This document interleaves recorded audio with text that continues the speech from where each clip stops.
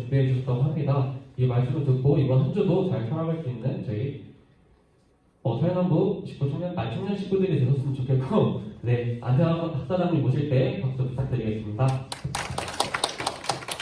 감사합니다. 여러분 안녕하세요. 네, 엄청 오랜만이네요. 그리고 거의 한 2달 이상이 지난 상태에서 저희가 예배를 드렸습니다. 거의 6주가 이제 지났는데요. 그동안 여러분 어떠셨어요? 잘 지내셨어요? 진짜로? 네. 저는 가끔 이제 좀 우울할 때가 있더라고요. 계속 이렇게 있으면은 좀 돌아다니기도 하지만 이제 가만히 있으면 좀 우울할 때도 있고 여러 가지 좀 상황도 있었습니다. 요즘 또 기사를 보면 코로나 레드 또는 코로나 블루라는 단어가 뜨고 있습니다. 그래서 코로나 레드는 뭐냐면 코로나 때문에 너무 스트레스를 받아가지고 화를 내는 거예요. 막 분노가 표출되는 거. 그리고 이제 코로나 블루 같은 경우는 우울감도 표출이 되는 걸 얘기를 하는데요. 요즘 그런 말들이 많이 쓰이고 있는 거를 느끼고 있습니다. 오늘 느끼는 게 뭐냐면 우생마사라는 단어를 좀 주제로 했습니다. 사실 우생마사라는 말은 사자성어입니다. 그래서 이 사자성어의 뜻은 뭐냐면요. 우자가 뭐냐면 소우자예요. 그래서 소고요. 그 생자는 살 생자입니다. 그리고 마자는 말마자고요. 사자는 죽을 사자예요. 이거를 그대로 풀이하면 소는 살고 말은 죽는답니다.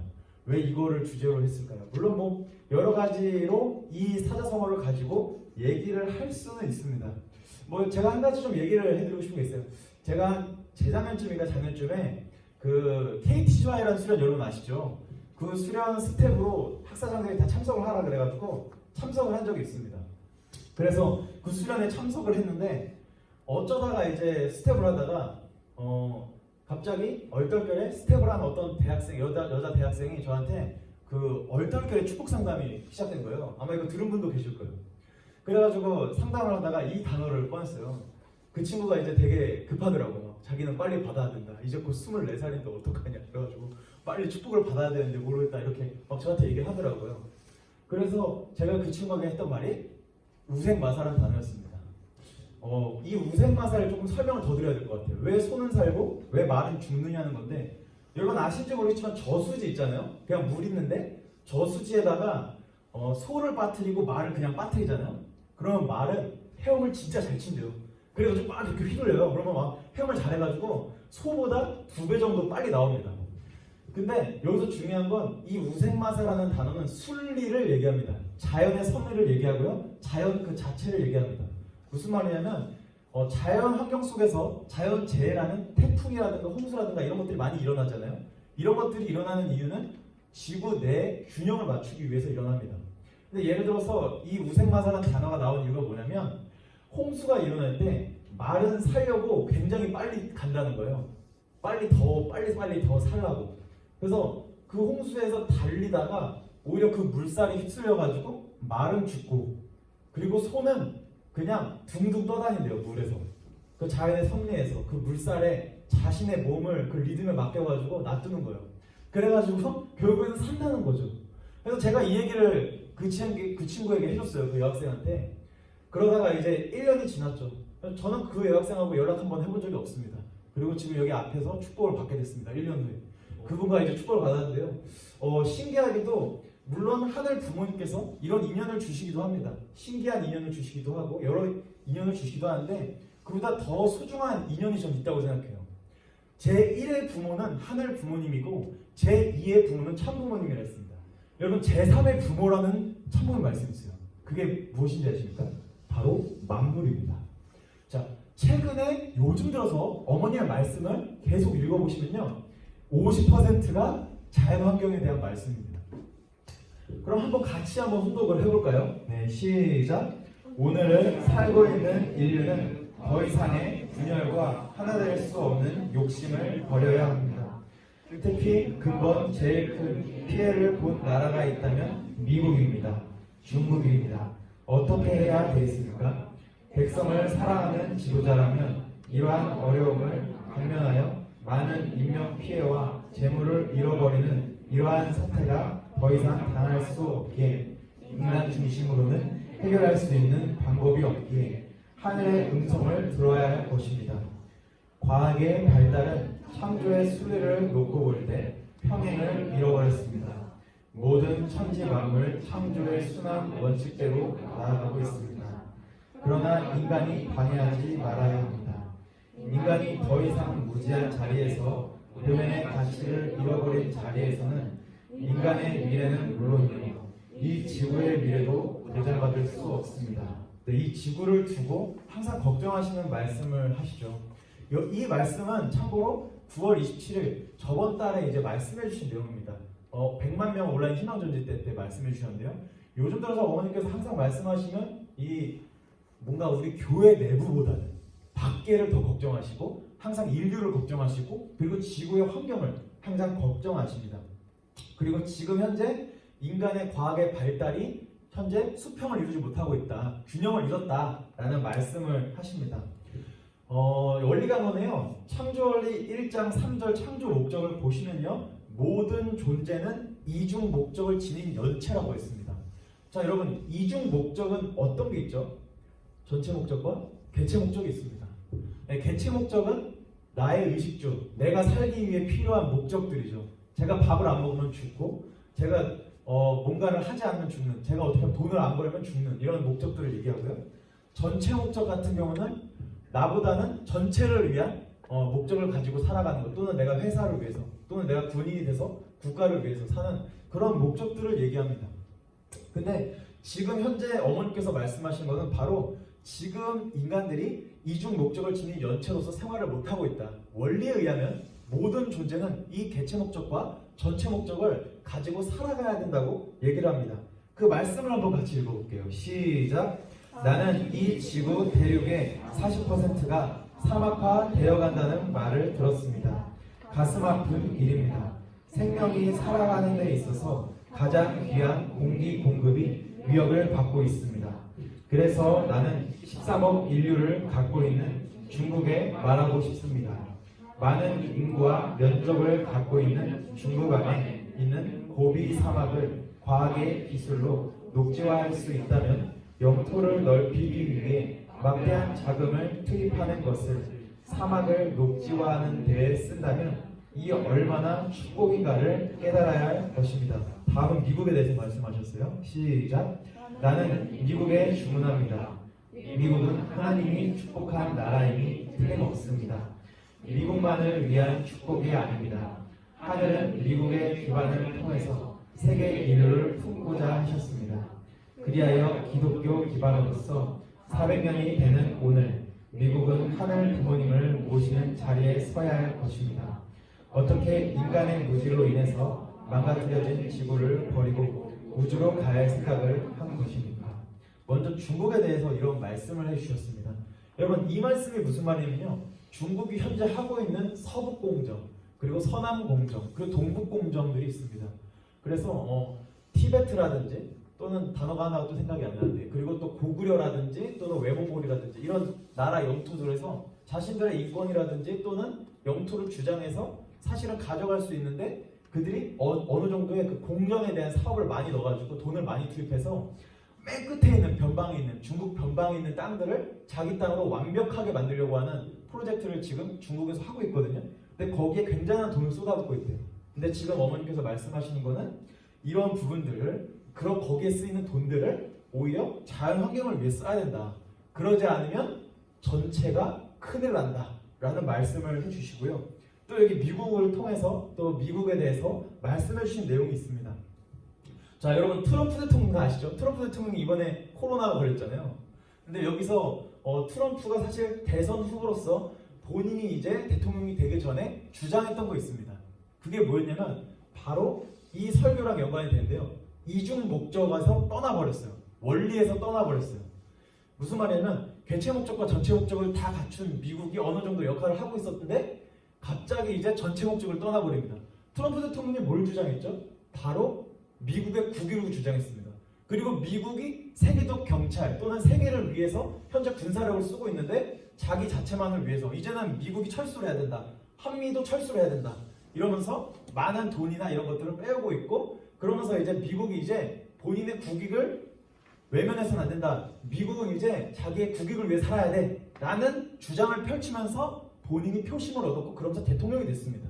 자, 여기서 이제 그런 미국을 두시고 어머니께서는 염려를 하십니다. 자, 이런 나라들을 보면서 이제 결국에는 뭐냐면 물론 뭐 전체 목적도 있고 여러 가지가 있겠지만 저는 한 가지 좀 초이스를 해서 선택을 해서 말씀드리고 싶은 건 바로 오늘의 어떤 주제는 거의 환경에 대한 부분입니다. 자, 왜 그렇게 요즘 들어서 어머니께서 환경에 대해서 말씀을 하실까요? 저는 이해가 안 됐어요, 처음에 솔직히 말하면. 근데 제가 요즘 여러분 우리가 설교가 별로 없었잖아요. 그때만 공부를 했습니다. 놀라운 걸 좀 발견을 했어요. 제가 그걸 조금 말씀을 드리려고 하는데요. 먼저 세계적으로 동물이 멸종되는 것들이 이제 생기기 시작했습니다. 자, 여러분 혹시 세계에서 현재 가장 빨리 멸종되는 동물이 무엇인지 아시나요? 자, 이거는요 그린피스라고 해가지고 네이버에 치면 나와요. 되게 쉽게 볼 수 있습니다. 자, 가장 먼저 멸종되는 게 뭐냐면 여러분 혹시 바다거북이 아세요? 바다거북이? 바다거북입니다. 바다거북이에서 제일 중요한 게 뭔지 아세요? 28도예요. 바다거북이는 28도. 이게 무슨 말이냐면 어미거북이가 알을 낳잖아요. 그 알에서 28도가 올라가면 암컷이 나오고요. 28도가 내려가면 뭐가 나오냐면 수컷이 나옵니다. 근데 놀랍게도 지금 기후 변화와 그리고 지구 온난화로 인해서 지금 계속해서 지구의 온도가 올라가고 있습니다.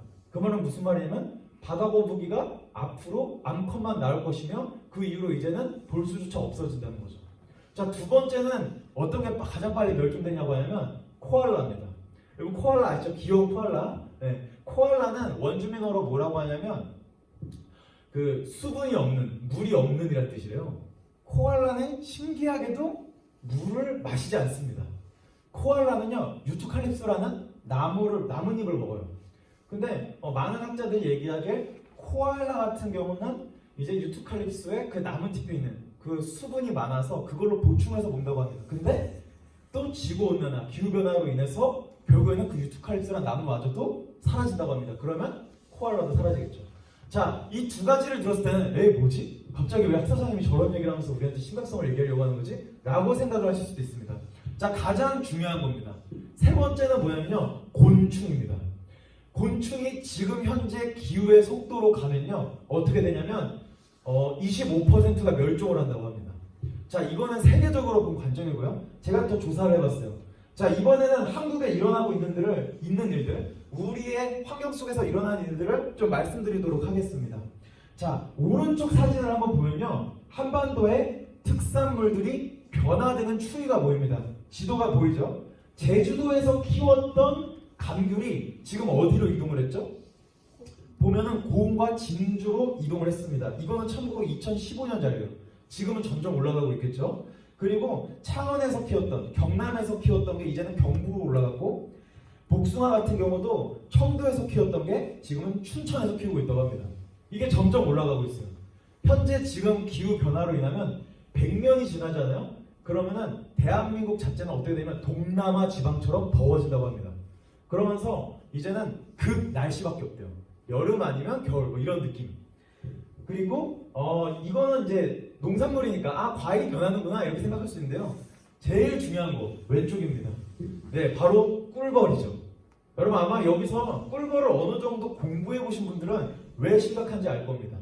자, 보면은 이 꿀벌이 굉장히 신기해요. 하늘 부모님께서 꿀벌을 두고 진짜 신기하게 창조를 했습니다.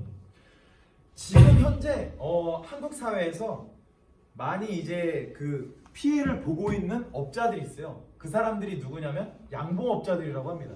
물론 뭐 자영업자들도 많은 피해를 보고 있습니다. 제가 신촌 거리를 나가보면은 항상 간판이 바뀌어요. 요즘 뭐 그런 게 느껴져요. 한 30%는 간판이 많이 바뀌었더라고요. 그런 자영업자들도 있지만 더불어서 이제 양봉업자들도 있습니다. 여러분 양봉업자 혹시 들어보신지 모르겠는데, 양봉업자들은 이제 꿀벌을 키우는 사람들이에요. 그래서 예를 들어서 저희 학사생이었던 수영이라는 친구가 있었어요. 그 친구 아버님이 하동에서, 경남 하동에서 꿀을 채취하시는 분이더라고요. 그 꿀을 받은 적이 있는데, 지금 현재 대한민국에서 꿀벌이 30%가 죽었다고 합니다. 근데 여러분 이게 꿀벌이 왜 중요하냐면요, 이 친구가 되게 신기해요. 꿀벌의 수명이 45일입니다. 45일인데요. 얘가 수명이 연장될 때가 있대요. 45일에서 6개월로 연장되는 비법인데 그게 뭐냐면 동면이라는 걸 하면은 6개월로 연장이 된대요. 그게 뭐냐면 동면은 겨울잠입니다. 근데 이 겨울잠을 자려면은 이 꿀벌들이 이제 겨울이 좀 빨리 와야 돼요, 사실은. 근데 지금 지구 온난화나 기후 변화로 인해서 사실은 동면을 못 하고 있습니다, 꿀벌들이. 그러니까 이 6개월 지나고 나서 겨울잠 자고 나서 알을 낳아야 되거든요. 근데 못 낳고 죽는 거예요. 그러니까 지금 30%가 줄은 거거든요. 여러분 이제 이게 여기서 이제 좀 팩트를 말씀드릴 건데, 꿀벌에서 또 중요한 게 이 꿀벌과 옆에 있는 가장 큰 벌 있죠. 저 벌은요 장수말벌입니다. 근데 되게 웃겨요. 이 꿀벌 같은 경우는 동면을 해야지 살아남는데, 장수말벌 같은 경우는 겨울이 늦게 올수록 더 오래 살아요, 반대로. 근데 얘네 둘이 천적이에요. 그래서 장수말벌은 한 마리만 꿀집통에, 그 벌 꿀집통에 들어가면 다 죽일 수 있어요. 꿀벌보다 500배나 강합니다. 독성이나 이런 것들도 그렇고. 그래서 이제 몇백 마리가 덤벼도 거의 다 죽여요, 장수말벌이. 근데 여기서 꿀벌이 왜 중요하냐면, 꿀벌이 현재 지금 우리가 먹고 있는 식량의 64%를 책임지고 있습니다. 이 말은 무슨 말이냐면, 지금 이대로 계속해서 꿀벌이 다 죽는다면 우리가 입고 있는 옷이라든지 우리가 먹고 있는 의식주에 큰 문제가 생긴다는 거죠. 자, 제가 이런 말씀을 드리는 이유는, 우리가 진짜 어머님께서 왜 그렇게 심각하게 말씀하셨을까? 그러고 보니까, 공부를 해보니까 이제 알겠다. 어머님께서 이러셔서 굉장히 계속해서 환경에 대해서 말씀을 하셨구나 라는 생각이 들었고요. 특히나 지금 우리 통일가 내부에서 이 환경을 위해서 뭔가 움직이는 단체는 저는 솔직히 단 한 개밖에 없다고 생각이 들더라고요. 그게 어디냐면 YSP입니다, 사실. 그래서 저희 학사에서는 사실 쓰레기 줍기를 하고 있어요. 여러분 혹시 관심 있으시면 같이 이제 토요일에 7시 50분에 같이 하셨으면 좋겠습니다. 네, 그리고 현재 지금 상황 추이로 봤었을 때, 이제 곤충이 앞으로 지금 기후 변화 속에서 100년이 지나면 100%가 다 멸종된대요. 참고로 여러분, 꿀벌이 다 사라지잖아요. 그럼 인류가 멸망한다는 얘기가 있을 정도입니다. 그래서 지금 현재 환경에 대해서 또 어머님께서 왜 그토록 강조를 하셨는지, 네, 그래서 그런 좀 강조점을 말씀드리기 위해서 말씀을 드렸고요. 같이 이 부분을 좀 훈독하면서 마무리를 하고 싶습니다. 네, 시작. 모든 과학의 기술을 통해서 우선 우리가 살고 있는 이 지구를 창조 당시 본연의 상태로 돌려놓는 것이 하늘 부모님의 자녀로서의 해야 할 도리라고 봅니다. 네, 그럼 우리는 자녀로서 무엇을 할 수 있을까요? 네, 우선 작은 것부터 실천할 수밖에 없겠죠라는 생각이 듭니다. 제가 어제 또 신기한 영상을 봤었는데요. 그린피스라고 치고 한번 유튜브로 들어가 봤어요. 근데 지금 현재 지구 온난화의 가속도로 봤을 때 2030년이 되잖아요. 불과 10년입니다. 이제 인천공항이 사라져요. 일단 인천공항은 다 물로 젖습니다. 그리고 부산 쪽에 앞쪽에 있는 쪽도 다 젖어 들어간다고 해요. 그래서 그걸 보면서 진짜 어머님께서 왜 그렇게 심각하게 말씀을 하시는지 좀 느낄 수 있었고요. 그리고 우리는 그럼 무엇을 해야 할까? 어머님께서 말씀하셨듯이 우리는 이 자연 환경에 대해서 이제는 좀 관심을 가져야겠다. 그리고 우리가 좀 노력을 해야겠다라는 생각이 들었습니다. 혹시 여기서 차를 갖고 계신 분 계신가요? 자동차.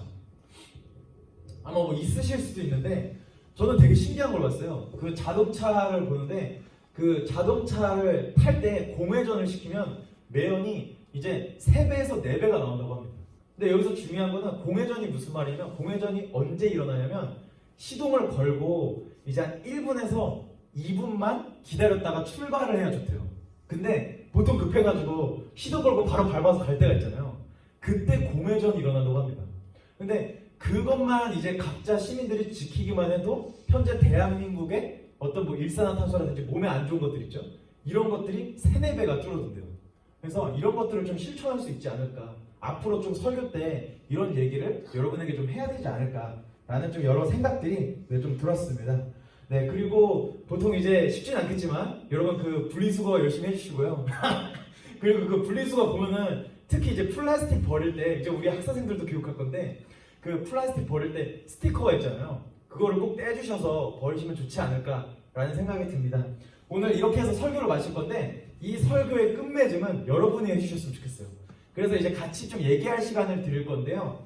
얘기할 때 주제는 뭐냐면 좀 자기소개하고 요즘 어떻게 지내는지 서로 모르잖아요. 그래서 좀 근황 토크 좀 해주시고, 또 제가 이런 얘기를 했지만 저보다도 더 많은 지식들을 여러분들이 가지고 있으리라는 생각이 듭니다. 또는 환경에 대한 관심이 있을 수도 있으니까요. 각자 좀 환경 문제로 해서 난 뭘 할 수 있을지 좀 같이 얘기해 보시면 좀 좋을 것 같습니다.